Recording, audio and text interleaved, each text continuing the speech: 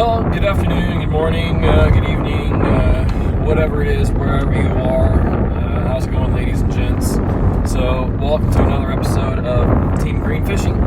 So, I'm actually just on my way home from work right now, and it's been one heck of a long week, and I still got one more day to go. I gotta work this Saturday, unfortunately. Worked the past 3 in a row now after this, but between the Navy and work. Anyway, so a little update on the project for the jet ski. I've got this 92 Yamaha 650 VXR that I have in about probably 1 million parts in the garage right now, and I've got it upside down and the pump out of it and all that good jazz. So long story short, what's going on with it right now is I've got it completely stripped down to the bare hole, minus some of the pump parts and some of the hardware, so I can sand it and then get it prepped for painting, which hopefully should be here within about the next month or so, maybe less than that, hopefully. And so I've got the pump apart right now. The jet ski's upside down. Started doing a little bit of work on the pump. I'm going to go ahead and replace the wear ring on it with a replaceable wear ring from WSX, which is actually a really good parts brand for aftermarket parts. I'm also going to replace all of the pump bearings inside of it as well. Go ahead and grease it all back up with marine grease and shove it all back in there. Luckily enough, I was able to get the ride plate out of there, no problem. All I had to do was just soak some penetrating oil on it for about a week. Didn't break any bolts off. I've seen some horror videos where guys have started working on the pumps and for whatever reason they just keep busting off bolts.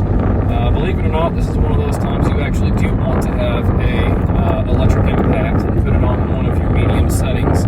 What will happen is instead of just going straight torque on the bolt, is it'll actually kind of give it a little bit of a twist at a time, just hit a little bit, just enough to get it going. Especially with that penetrating oil, it'll help it kind of rot off, just like that, I'm telling you. So I didn't have any problems getting it off after that. We got it all nice and cleaned up. Now I'm just waiting on some parts to come in. Like I said, the wear ring, which also has a replaceable insert, which is plastic, and then the bearings for it as well. Then I'm going to put it all back together and then flip over the jet ski and start on the paint.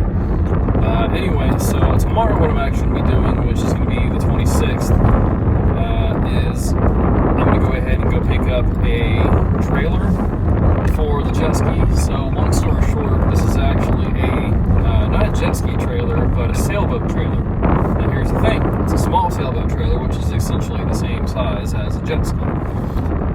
It's just got a longer tongue on it, which actually would work perfectly fine by me. I'm not going to complain about a longer tongue. I can cut it exactly to the lake if I wanted to. You know, I don't have to back the truck all the way back down to the water to get the thing off.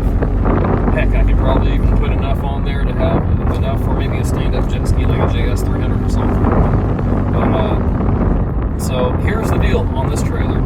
Obviously, it's going to need some work. It is a saltwater trailer out of Galveston. I'm going to Texas City to pick it up tomorrow. The guy originally posted it and said he wanted $50 for it, and I was one of the very first ones, I guess, to reply to it.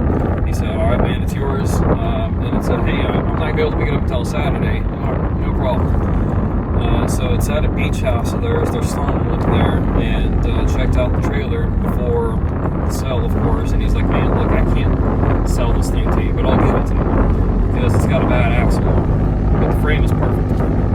It's right on, man. I'm still planning on giving him some money anyways. I mean, just because I feel wrong if I didn't. Hopefully I can get this thing home. I had original trailer with that purchase of that VXR.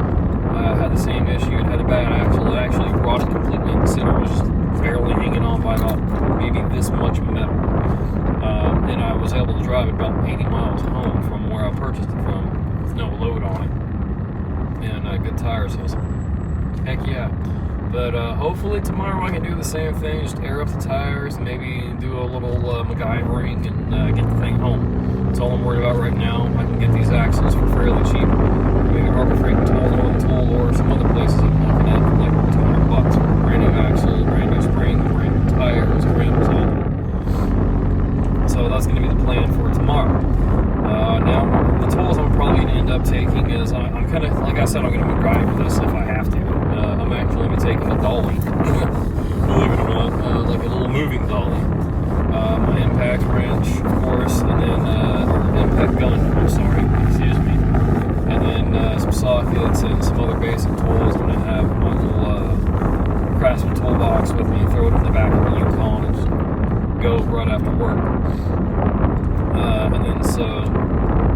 plan is, if I have to, I've got some tie straps, and I've got that dolly. So it's going to be about an hour and 45-minute drive back home from there to get it home. But worst case scenario, what I have to do is take the dolly, somehow rig it up with a tie strap to where the wheels from the dolly are actually keeping it rolling.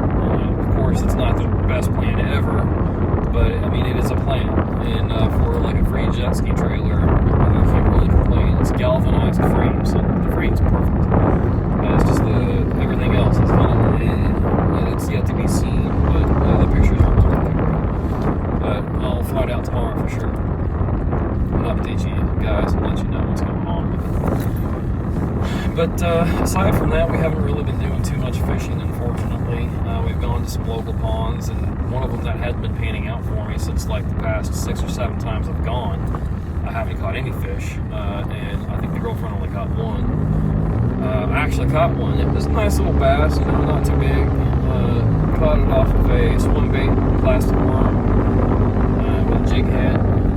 It was a chartreuse with like orange eyes. It was pretty cool little lure. But now that the fall season is coming, I'm going to go ahead and start hitting it up again because the water is going to be cooling down. Fish are going to be a little bit more active. I'll probably try to go with some natural colors and some football jigs and go from there. I've got my Abby Garcia Black Max back on my Black Max rod as well. I kind of got tired of screwing around with that Shakespeare. It's a great rod, but it's not really for bass fishing. The tip's been broken off a couple times anyways. I've had to replace it. It still works just fine, but it's not the greatest for bass fishing. You can't really feel what's going on with the bait. Right now I've got some H2O 35-pound braided line on it. It seems to be great. I've been using it with that rod and reel ever since I've got it. I've usually tried to use monofilament line. I've always been a monofilament guy since the very day I was fishing for the very first time, I guess. And it just doesn't seem to work with these bait casters unless you use like a smaller style line, which is like anywhere from like an 8 to a 12-pound line, typically what they recommend. It just depends on what type of reel it is. I bird nest like crazy with those for some reason. I always had really great luck with this H2O Express braided line. So we're going to check that out and see how that goes. Hopefully I'm going to have some great fishing content for you guys. Ooh, Fox Body Mustang. And it's a 4-cylinder. Anyways, so we'll hopefully have some content for you guys soon. What have you guys been up to? What have you guys caught? I'd like to see some posts on the Facebook page of what you guys have been running into and experiences you've had. Whether it be saltwater or whether it be freshwater, doesn't matter. I might even go here, hopefully pretty soon, to the beach and do some saltwater fishing, just because I haven't done it in so long. It would be really cool. Maybe go to the jetties or something like that in Bolivar.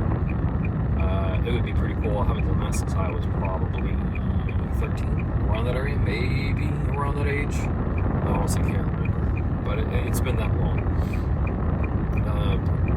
And before that, the only other time I went saltwater fishing was with a few friends of mine in San Diego when I was in the Navy. Went to Mission Pier Beach and went fishing over there. By the way, guys, if you guys watching this in the California or San Diego area, go to Mission Beach Pier, fish off of it. You only pay I think it's $8 to go fishing for the day for a daily license, and plus whatever bait you're using. I had a blast. I caught all kinds of stuff, including lobster. It was the craziest thing. I caught 2 lobster. I loved it. It's a great time, even if you don't catch, or if you don't keep anything that you catch. It's still pretty fun. But anyways, guys, well, I'm going to go ahead and end the video here. Like, comment, subscribe on the YouTube channel, and I'll see you guys later.